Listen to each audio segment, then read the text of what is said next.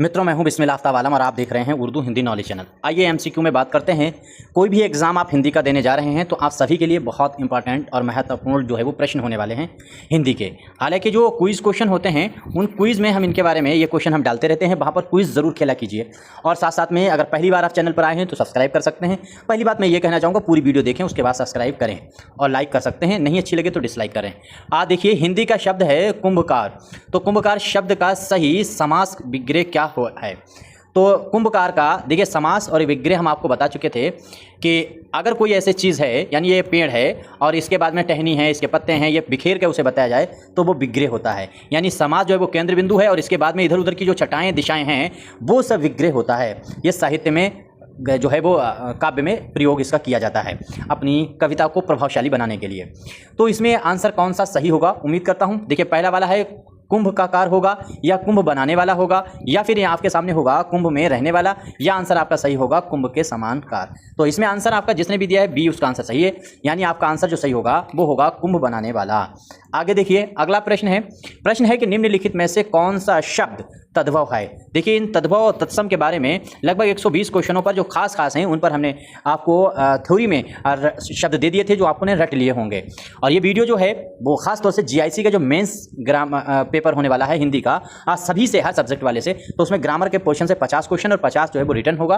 तो हिंदी से आना ही आना है। तो याद करने का सबसे अच्छा तरीका होता है कि आप ऑब्जेक्टिव लगाएं। तो कंपटीशन कोई भी हो, आप लिखना चाहें तब भी हो जाएगी, और साथ ही साथ में अगर आप वैसे करना चाहें ऑब्जेक्टिव कंपटीशन तब भी हो जाएगा। तो तद्भव शब्द क्या होते हैं? मैंने तत्सम और तद्भव बताया था। तद्भव वो होते हैं जो किसी दूसरी भाषा में मिलकर आम भाषा के लिए, आम बोलचाल के लिए परिवर्तित होकर के आ गए हैं हिंदी से और संस्कृत से। तो अग्नि आपको मालूम होना चाहिए, ग्राम है, गांव है, या फिर दुग्ध है। तो ये देखिए, दुग्ध जो है इसका दूध होता है तद्भव, और ग्राम जो है आपको पता ही है ग्राम का क्या होता है, और ये इसका अग्नि का आपको मालूम है। तो ग्राम जो है वो तत्सम है अपने आप में भी। तद्भव जो होने वाला है वो शब्द सिर्फ और सिर्फ गांव है। यानी आंसर जो आपका सही होगा वो सही होने वाला है सी। जिसने भी दिया है सी, उसका आंसर एकदम सही है।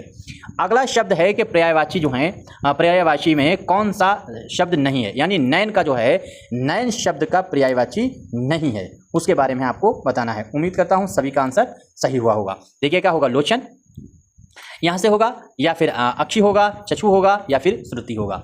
तो देखिए, ये तो सभी के सभी आंखों से ही संबंधित हैं, लेकिन श्रुति माने जो है वो सुनना होता है। यानी आंसर जो सही होगा वो होगा आपका डी। जिसने भी आंसर दिया है उसका आंसर एकदम सही होने वाला है। अब अगला प्रश्न देखिए, अगला प्रश्न देखो, प्रश्न है जो कभी वृद्ध ना हो। यानी ऐसे शब्द हमने कहा था कि आपसे पूछे जाएंगे। ये सारे वही क्वेश्चन हम कराते हैं कि आपसे जो क्वेश्चन पूछे जाएंगे 7 तरह के प्रश्न, 7 तरह के शब्द आपसे पूछे जाएंगे जो जीआईसी मेंस का एग्जाम दोगे उसमें ग्रामर से। तो वही चीज़ों की प्रैक्टिस कीजिए। तो ये वाला आपसे पूछा जाएगा कि ढेर से शब्दों के लिए एक शब्द कौन सा होगा? तो जो कभी ना वृद्ध हो उसके लिए होगा अमर, अजय, या फिर अविनाशी, या जो है अक्षय। तो इसमें क्या होगा? इसमें जिस आंसर ने दिया होगा बी, उसका आंसर एकदम सही है अजय जो है वो आंसर आपका सही होगा। एक होता है अमर, अमर मतलब होता है जो कभी ना मरने वाला।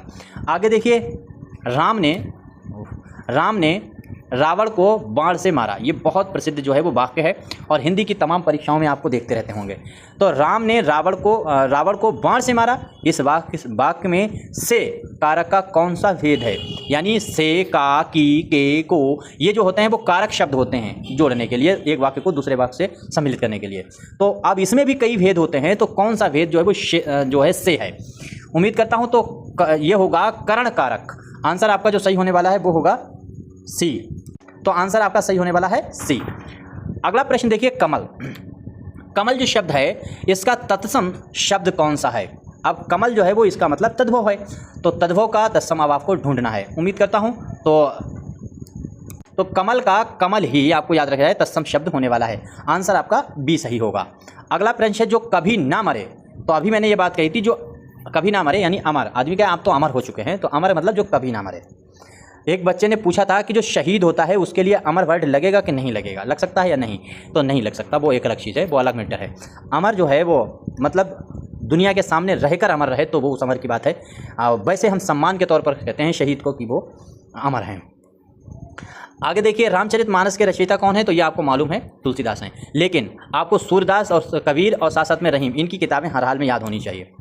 अब देखिए, गज प्लस आनंद से कौन सा समास बनता है? तो गज प्लस आनंद से जो समास बनेगा वो बताइए।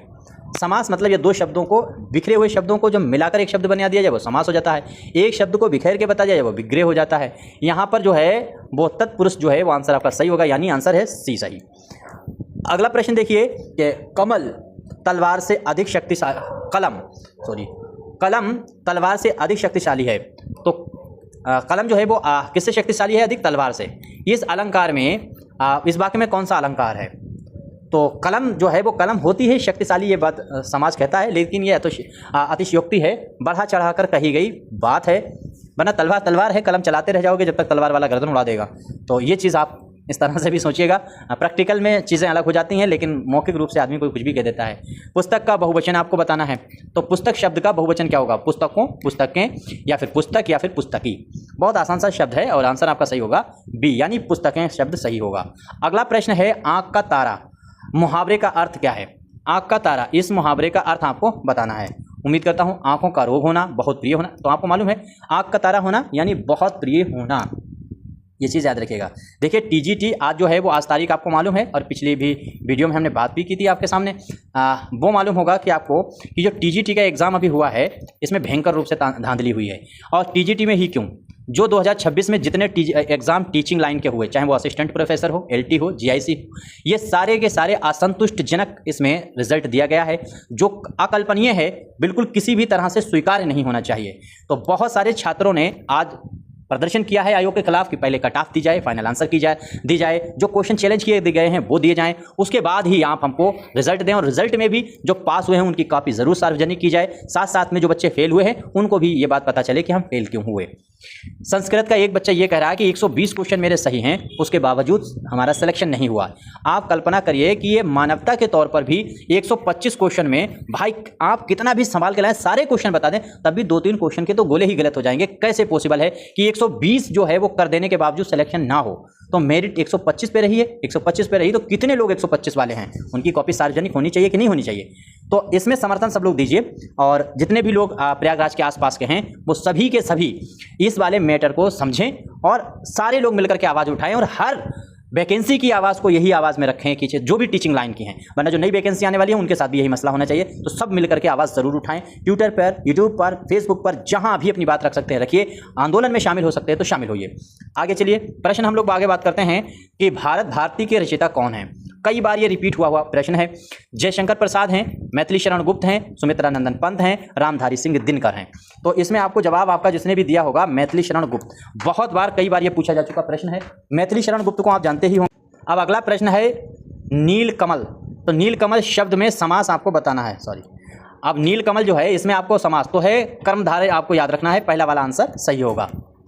अगला प्रश्न है जल का तद्भव शब्द क्या है? तो जल का शब्द तद्भव होता है, जल का तद्भव होगा पानी, जबकि पानी शब्द जो है वो उर्दू का है। तो पानी शब्द जो है वो उर्दू का होने वाला है, लेकिन आम बोलचाल में ये परिवर्तित हुआ है। वैसे सही शब्द जो है वो फारसी का, लोग आप समझते हैं आपको उर्दू में कहते हैं, बट पानी भी उर्दू का ही है। तो आंसर आपका सही हो गया। आगे देखिए साकेत, बहुत बार पूछा जाने वाला, ये कतई बिल्कुल रटा हुआ होना चाहिए। ये मुश्किल जो है वो उर्दू वालों के लिए बहुत बड़ी खड़ी हुई है, ये उर्दू वाले हर हाल में इसको रट करके रखें। तो इसमें आंसर जो आपका सही होने वाला है वो मैथिली शरण गुप्त होगा। साकेत भी मैथिली शरण गुप्त, आंसर आपका सही होने वाला है बी। अगला प्रश्न आपका होगा जो सब कुछ जानता हो के लिए एक शब्द कौन सा होगा? ना, जो सब कुछ जानता हो यानी सर्वज्ञानी हो, तो सर्वज्ञ आपको याद होगा। हमने कहा था कि वो जो पीडीएफ हमने बनाई है, जो हमने पीछे की वीडियो, वो जरूर देख लीजिएगा, तो वहाँ से सारे शब्द आने वाले याद हो जाएं। नदी शब्द का स्त्रीलिंग क्या होगा? तो नदी जो शब्द है वो काहे का है? सबसे बड़ी बात है, नदी शब्द का नदी शब्द जो है एक तरह का शब्द है, नदी शब्द का जो है स्त्रीलिंग जो है वो नदी जो है वो स्त्रीलिंग है। ये चीज़ आपको याद रखना है, आपका आंसर होगा बी। अगला सवाल है, प्रश्न है कि करुण रस का स्थायी भाव क्या होगा? देखिए उर्दू आप देते होंगे तो उर्दू में भी आजकल ये रस पूछे जाते हैं, तो उर्दू वाले हर हाल में याद रखें, भरत मुनि को याद रखें। और इसमें होगा जो वो होने वाला है शोक, यानी आंसर आपका पहला वाला सही होगा दुख। तो शोक आपको याद रखना है।